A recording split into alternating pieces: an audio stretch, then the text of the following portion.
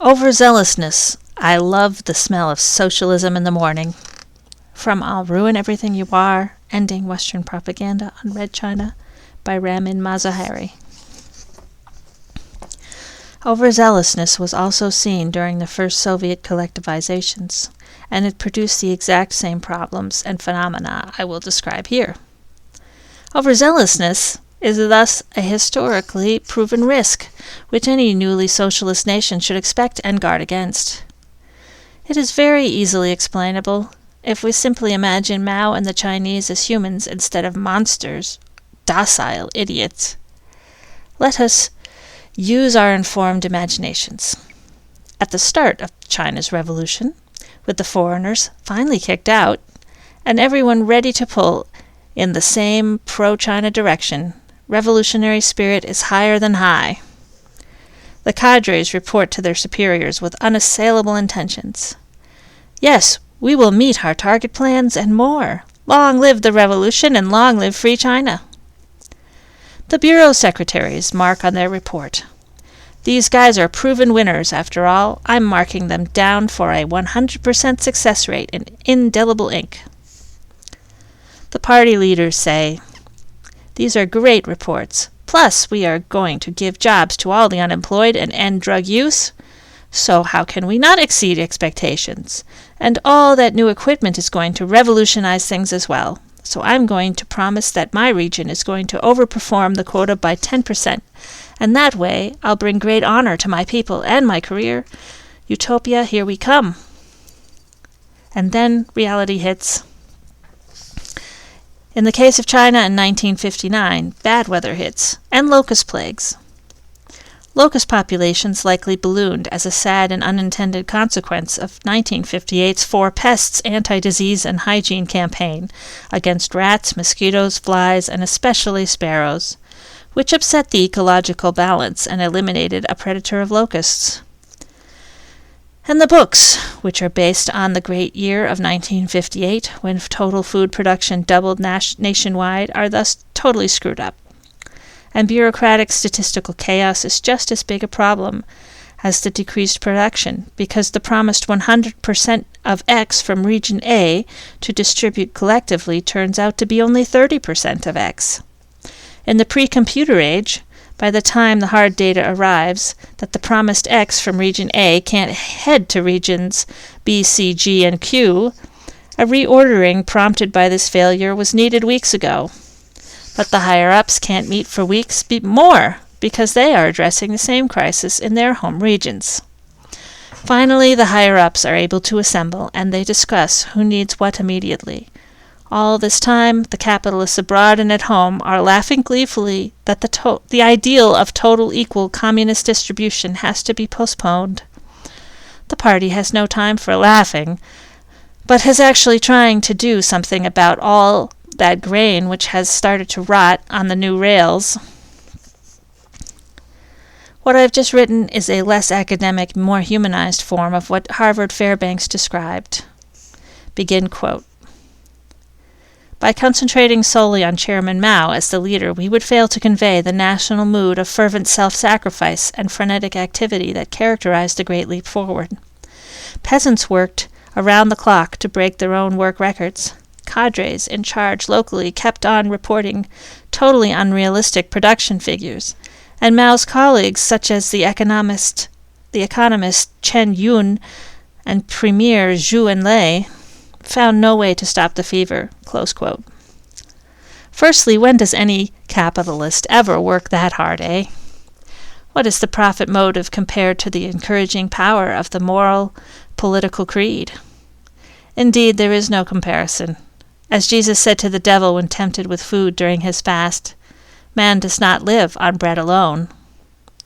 I'll tell you when a capitalist works that hard during wartime.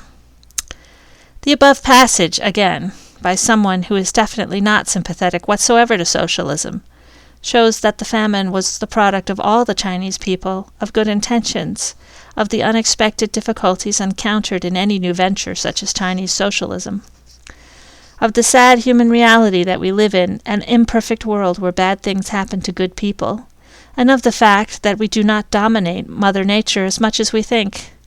The idea that it was all Mao is obviously pathetic propaganda.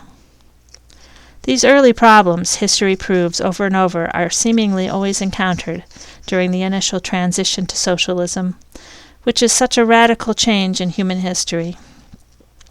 China's problems are very similar to the early difficulties in the USSR, and to early communist Cuba's difficulties to radically change from capitalist imperialist, one-crop dominance, sugar, to diversified agriculture, etc.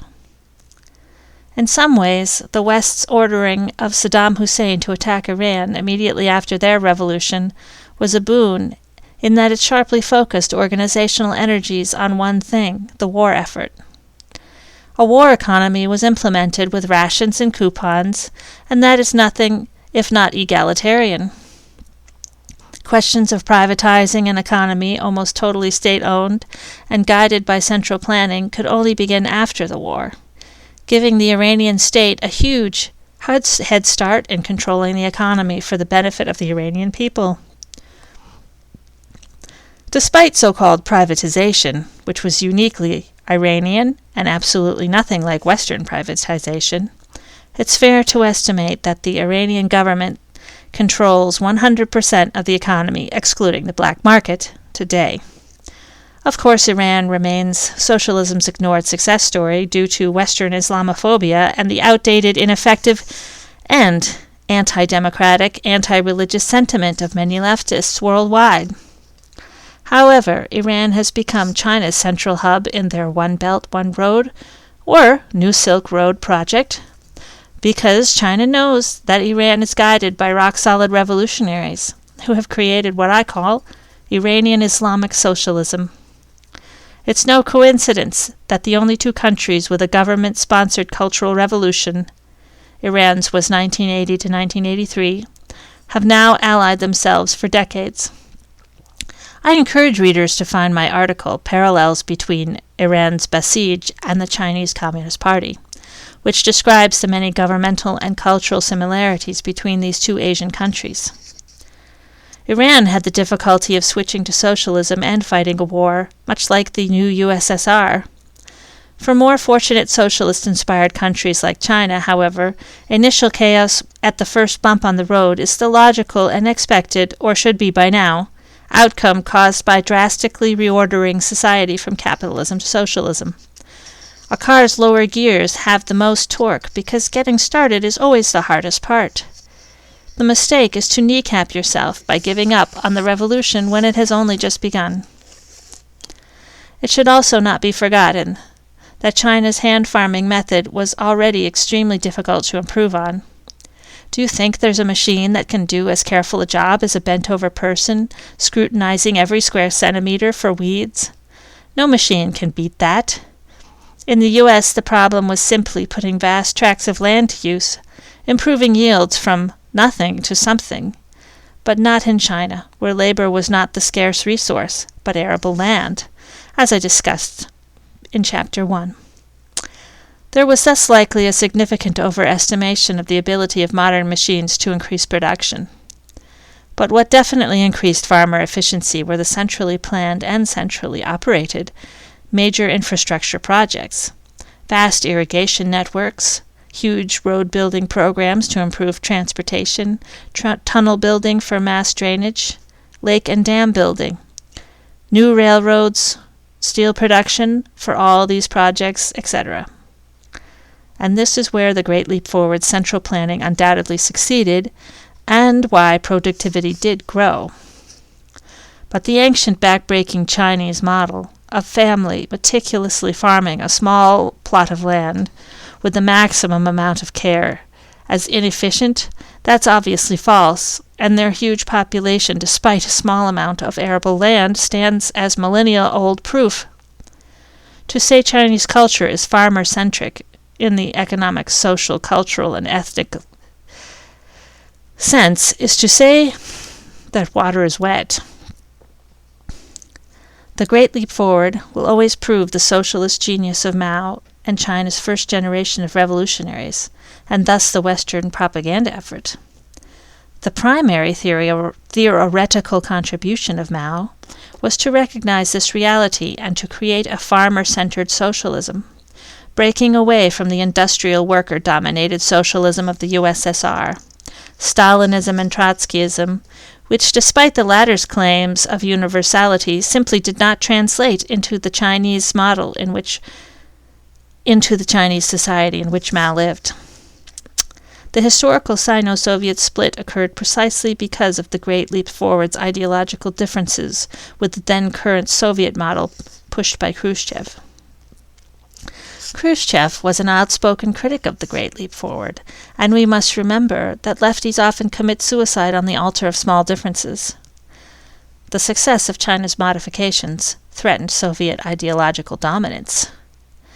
But even more than ideological dominance, Khrushchev was, as Mao correctly saw, a revisionist, revising socialism until it turns back into capitalism, and a right-wing socialist whose mantle would be carried by Gorbachev into socialism's grave and the arms of capitalist depredation, as we all know.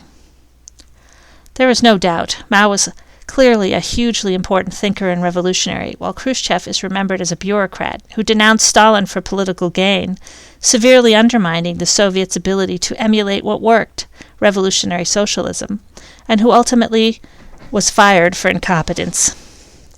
The Great Leap Forward and its inherent insistence on the need for specific nationalist, locally based solutions was and remains a major dagger in the Trotskyist version of a universal socialist method.